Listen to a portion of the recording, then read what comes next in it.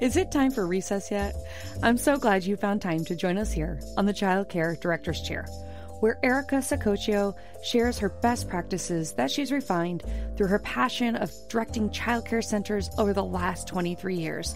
From parenting interaction, systems to save you time, money, and stress, to profitability. She shares it all from the Childcare Director's Chair. Hello, thank you for hitting the play button. You are now listening to the Childcare Director's Chair podcast with your host, Erica Sacoccio. I'm so happy you tuned in today, and I want to thank all of you sincerely. You have really helped our podcast grow immensely. And so I just, quick favor, just tell a friend. If you hang out with other childcare directors or other folks within your building that you think would like our show, please let them know.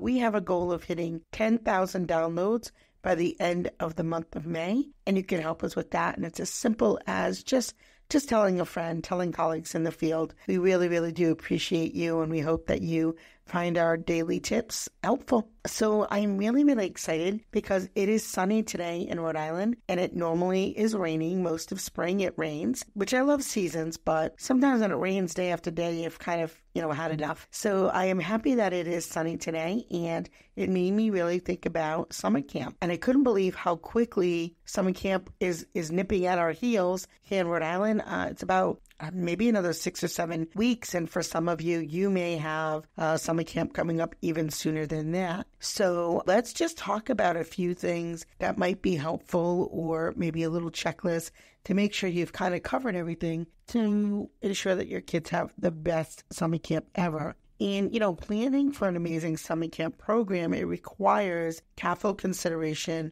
of so many factors. You have to ensure that there's safety, engagement, that everybody has a great time. So here are 20 tips that I think can help you as you do your planning. Number one, hopefully you have already started. Starting early, you have to begin planning months in advance to secure either facilities, if you do off-site, or perhaps you rent some additional space to take an influx of children in the summer. I know some programs will take on additional school-age children that they may not service during the school year, or you have children who are graduating our program, graduating from one location and moving over to another location.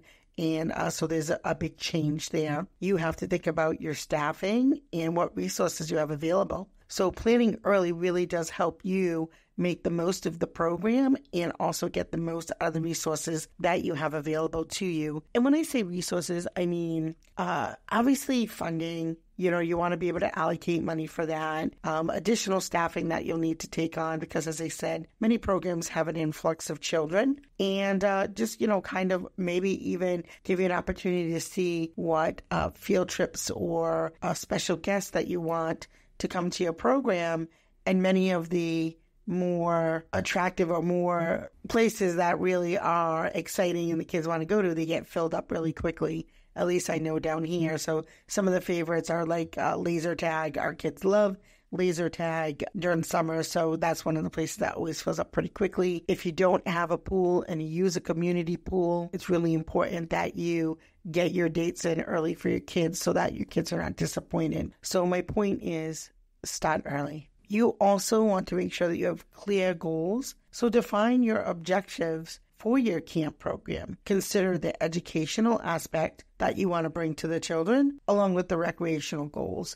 So maybe your program is one that says during summer, not only do we want children to have a great time, but we want to support that academic success because we know that there's that summer slide. And so maybe we want to make sure that there is some component of reading and writing or math, science, those types of activities. I know our kids like to play chess. And again, we service children ages 6 weeks up to 12 years old. So, there's a variety of age ranges that we service. But I always think it's really important to think about the educational piece and the recreational piece and what the goals are for your program, and write those goals down so you can share it with parents, you can share it with stakeholders, and you can share it with your teaching team. You also have to know who your audience is. So you have to understand the age range of the children that you're working with, their interests, in their needs and the needs of children that are attending camp. And sometimes when you're working with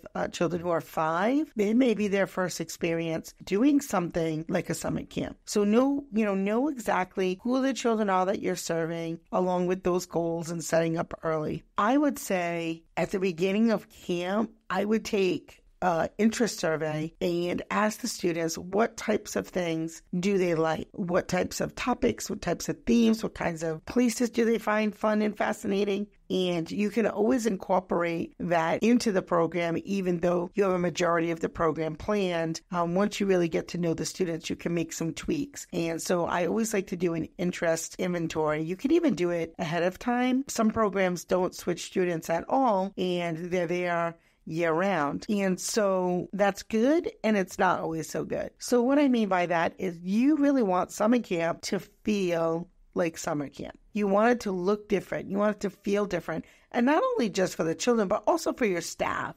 Like summer in a school setting should feel different than the academic year. So maybe it's you have a few more dress down days.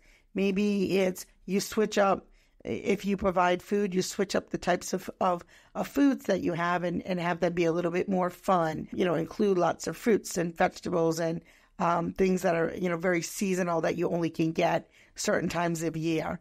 But make it look different. And like I said, not just for the children, but for your staff as well. Now, summer is a time for major safety measures. You have to prioritize safety. Make sure that you're including staff training on emergency procedures and facility inspections. And not that safety isn't important year-round, but we spend so much more time outside during the summer months. So really pay attention to, do you have shade? Do you offer some type of shading in your play yard? What is your sunscreen policies? And how often and frequently do the staff reapply sunscreen to children? Are there certain children that are allergic to sunscreen or certain oils? And what safety procedures do your staff need to do to make sure there isn't cross-contamination when you're applying sunblock? Hydration, another big factor, making sure that everybody, including your staff, is getting plenty of hydration during the day when they're with you. And also, then there's the field trips and what type of additional measures do you put in place when you take your children off-site? And that could include adding additional staff to lower the staff-to-child ratio. That includes using volunteers. It might include making sure that you have a designated lost child policy and everybody knows what to do if a child gets lost from your group on a field trip. Really scary thing, but you really have to make sure that you have policies in place. All of the chaperones know where to meet, what time to meet. Everybody has a cell phone. There's just a lot of things. So look at your safety procedures and try to figure out every scenario that you can on how to keep your kids as safe as possible. And it could even be doing, if you're going to a park, doing a quick surveillance of the area before you even unload your students. Right, because a lot of people like to visit city parks. They're usually free, provide a lot of space, a lot of amenities. But again, it's a public space, so you have to be mindful of that. And maybe we'll even include some type of a checklist on our Facebook page for summer safety for childcare directors when it comes to planning field trips. You want to make sure that you have a diverse schedule and offer a variety of activities to cater to different interests, including sports, arts and crafts, nature exploration, and educational workshops. You really want to give kids a variety. And again, make it look a little bit different. And I want you to remember that education and academics can be and should be fun. So, maybe it looks a little different, but make sure that it's fun. And make sure there is a lot of variety and that you're really switching it up. If you use, I'm going to say, the local karate guy all during the school year, maybe you have the local dance teacher come in and do something different, or the local puppeteer. But just make sure that you have diverse schedules so children have a lot to pick from. And number 6 tip would be involving the community. Collaborate with local organizations and businesses and experts to provide unique experiences and resources. And I love working with my community for so many reasons. One, it supports small business, which I am 100% about. Two, it helps get your name and reputation out there, and people get to know about your program, and it brings people from the community into your space. I think that is a wonderful thing. And don't be afraid to reach out to parents too and see where the parents are working and see if there's something that they do that's interesting, unique, or special that they could bring into the program, or a place that you can bring the kids to. Perhaps one of your parents works at the local recycling center, right? So think about the resources that you have and involve your community as much as possible. Maybe taking a visit weekly to the local library. As I said, you don't want that summer slide to happen. Number 7 is make sure that you hire quality staff. And quality, make sure that they're qualified, make sure that they're enthusiastic, who are passionate about working with children, and have appropriate certifications and background checks. Now, of course, we do that all year long, but typically this summer. Stay with us. We'll be right back. And so used to having everything in front of them right away that we forget that innovation just takes time. I myself, I get frustrated too. Why? And this as being one of my best friends is, hey, I talk to you all the time. Hey, man, I'm frustrated in the fact that I can't seem to just get there in the next day. But that's just not how these things work, right? Innovation needs to be planned out. It needs to be very methodical. And then when it finally hits, that's when it seems like to everyone else that it sort of just came out of nowhere. But to you, the amount of dedication that it took over that time. You need a few more staff. As I said, you will have field trips. Also, the other thing that happens is usually your full-time staff will start to take their vacation time. Usually that happens around Christmas, that vacation week, and then during the summer.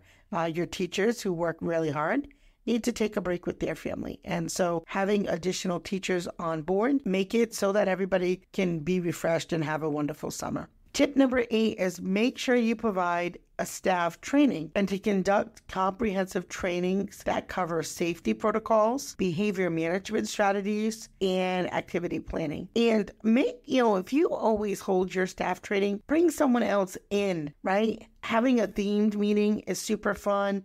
We typically will do a 4-hour summer camp staff meeting with all of our team, and we go over what the theme weeks are, what activities we have planned, who are the special guests that are coming, and the staff really like it. And we do like a potluck, and we play the fun music. Like I know we've done some like Beach Boys theme, and we played Beach Boys music, and we had tropical food and tropical drinks, no alcohol, but lots of fun fruity mocktails, if you will. Yeah, so you want to make sure that you have a fun staff training opportunity for your team, and also helps build camaraderie. But there are some safety protocols that you really, really, really have to go over during the summer. What do you do if a child gets stung by a bee? What do you do if a child gets a splinter in the hand? What about anaphylactic shock? What about allergies? All those things really need to be gone over during the summer because there are a lot of more triggers that happen.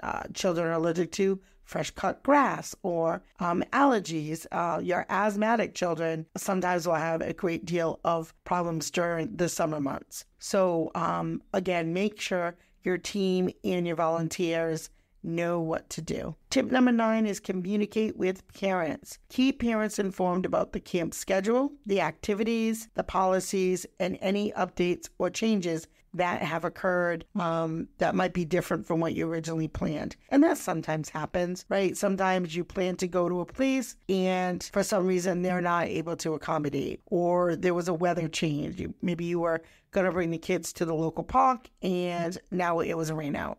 So, keep parents updated with what changes you have to make to accommodate that. You want to promote inclusivity and make sure that you have a welcoming environment where all children feel welcome, regardless of their background, abilities, or interests. And I feel like some of that also you have to keep in mind when you're hiring your staff. You want to make sure that your staff, there is a variety of staff and a variety of backgrounds, so people can really feel like, oh, this is a place where I belong. So keep in mind when you're hiring staff, the same thing. But you want to promote inclusivity throughout your program, throughout your summer camp, throughout your materials that you select, throughout your activities that you select, food in the cafeteria, all those things. You want to be sure that you are thinking of that and you're mindful. Number 11 is encourage teamwork. Plan activities that foster collaboration and teamwork among you campers and promote social skills and cooperation. Teamwork is something that I think really lends itself to summertime because it's so fun out in the play yard. And there are so many great games that you can do where children have to work together. One of my favorite games is like drip, drip, drop, where you put the sponge in the bucket and that's at the front of the line. The bucket's full of water. You've got to saturate the sponge and the kids have to pass the sponge over their heads all the way to the back where that person wrings it out. And then the sponge moves forward and they do that until the bucket in the front is empty and the bucket in the back has the water. So that's a really fun game. Do some things that promote teamwork instead of competing against each other one-on-one. I really like, when we work together collaboratively. And so maybe it's we beat the clock, how many minutes does it take for us to empty the bucket instead of, breaking down teamwork. Let's build up teamwork. You want to make sure that we are offering choices. Again, allow campus to have some autonomy in selecting activities or projects. Empower them to have some type of say so that they can pursue their interests. I feel like a lot of times it'll be like, all right, everybody, we're going to do arts and crafts now. And maybe the child doesn't want to do arts and crafts at that time. Maybe they want to go enjoy music, right? So it really should be child selected as much as possible. Tip number 13 is incorporate learning opportunities. Integrate educational components into activities such as STEM challenges, environmental awareness projects, and cultural explorations. I can tell you one of the things that we did at our school age program was we had a community garden and the children really, really, really loved it. And they continued to tend to that garden all the way up until the fall. So, that was a really nice long-term project and it involved some math, some science, some engineering in there, the design of the garden space, and they added a bench at one point and some garden stones. They painted some garden rocks. They made some signage. So they were really able to incorporate so many aspects, and it was something that they were able to work on throughout the summer, which is always nice. And again, talk about teamwork. What a great way to say, oh, look what we did, look what we grew from the ground up. So I always say, STEM activities are great, and long-term or long-range activities are also great. Tip number 14 is provide healthy meals and snacks. Ensure that the meals and snacks are nutritious and accommodate any dietary restrictions or allergies. Your program may provide the meals and snacks, or the children may bring them in from home. But just remember, too, what children eat, especially during the day, is going to affect how their overall mood is and energy is. So be mindful of that. Number 15, embrace the outdoors. Take advantage of summer weather by offering activities like hiking, swimming, gardening, nature walks. And don't be afraid to take your typically indoor materials outside. Expand your playground. Expand that learning experience. You can bring a writing center outside. You can bring blankets that you can put on the ground and provide art materials where kids can sketch the sky or draw the flowers that they're looking at. Bring out some, magnifying glasses where children can get a really closer look at what's going on in the ground, below them, looking at the rocks, looking at the dirt, looking at the insects, being mindful of being respectful of nature and taking care of it. So I would say, embrace those outdoors. And number 6, not one of my favorites, but you have to plan for rainy days. Have an outdoor have a indoor backup for outdoor activities and games prepared just in case make a rainy day box. Make some prop boxes. Those are really fun. I can remember one time we brought this big, it was like a beach umbrella in the middle of the carpet area, and we threw down some blankets and we had an indoor picnic on a day that was raining, and the kids really, really, really enjoyed it. So make sure you have a plan for the rainy days, because they are going to happen in the summer. And then too, the other thing I would say is don't be afraid to play in the rain. Let parents know that on some rainy days that we're going to take the kids out. Make sure you have a change of clothing. Make sure that you have a change of footwear. If it's really warm where you live, maybe they play on the playground. Maybe you have a splash pad. Maybe you have an area where it is safe for children to be without shoes, or they can wear water shoes and play in the rain. So the rain, although sometimes daunting, is also our friend. So, mix it up and think about how will you handle rainy days during your summer camp. Tip number 17 is celebrate achievements. Recognize and celebrate the accomplishments of campers through awards, certificates, special events, special groups. Like we have at our school something called the 100s Club, and it's for our preschool children. And once they're able to recognize numbers 1 through 100 in any order, they really understand the difference between, a 21 and a 62. Then they get this t-shirt, and the front has our logo and the back says Miss Erica's 100s Club, and children love that. So if you can come up with some clubs and make some t-shirt or some type of a bracelet or something that identifies them as part of that club, kids absolutely love that.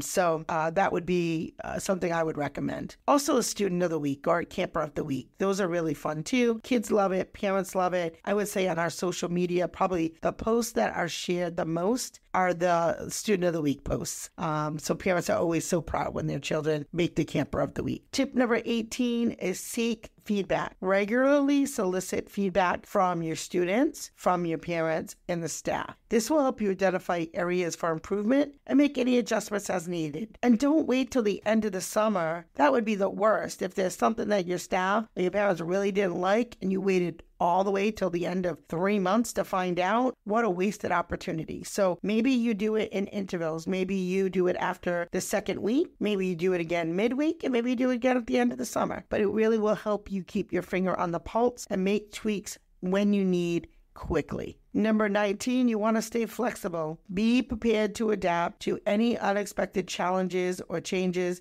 or circumstances while maintaining a positive attitude. I would also say hire a couple extra staff. And the reason I say that is you may have somebody who thinks they, would really enjoy working at your program, a summer camp program, and then, 3 weeks in, they figure out, or you figure out, they're not the best fit, right? So I always say overhire if you can. The other thing is, typically for me on my end, I find a lot of college students will apply for summer camp jobs, or moms who are just looking for something that they can do for just a few hours and still enjoy time with their children in the summer, but also earn a little income. So my thinking about that is sometimes college students have to leave before your summer camp ends, or moms need to leave a little bit earlier before summer camp ends because then they want to get the kids ready for back to school and all of that. So make sure you overhire.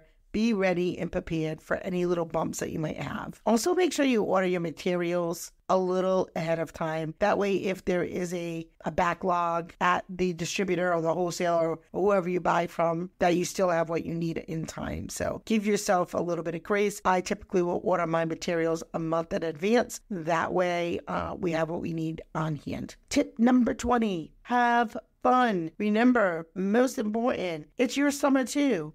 So have fun, create a positive atmosphere where your students will have a great time, make lasting memories, build friendships, and enjoy summer to the fullest. So those are my 20 tips on how you can plan a great summer camp. If you have any other ones that we didn't cover, please let us know over on our Facebook page, on our group. and we'll talk a little bit more about it. And please share. It is our community. It's not just mine, it's ours. And I love to interact with all of you. I was even thinking of having a few of you on our podcast. So if you are a director who would love to be on our podcast, send me a message in Facebook or Instagram, either one, at Childcare Directors Chair, and we can talk about what you think might be a great topic for the show that you would like to share with our community. And lastly, before we head out for the day, you can support our show in many ways. As I said earlier, you can tell a friend. We have the support our show tab right down in the show notes. You can click on that. For as little as $3 a month, you can support our show. That allows us to continue to produce our podcast, have new guests come on, offer new video up on our YouTube channel. Actually, if you haven't checked that out, we have 2 new interviews up on our YouTube channel. Again, if you're there, please give us a subscribe. We would really appreciate that. But the biggest way you can help support our show right now is telling a friend, helping us reach that 10,000 download goal. So that's it for today's episode, but I want to remind you that it's the little things that make a big impact in the success of your child care business. So thank you so much for tuning in, and have a great day as always. Well, all the cute little kiddos have been picked up and it's time to go home. And that'll do it for another episode of the Child Care Director's Chair. Please leave a review so Erica knows the information is helping you to manage and improve your child care centers. Remember to subscribe to get the latest episode from Erica's Child Care Director's Chair.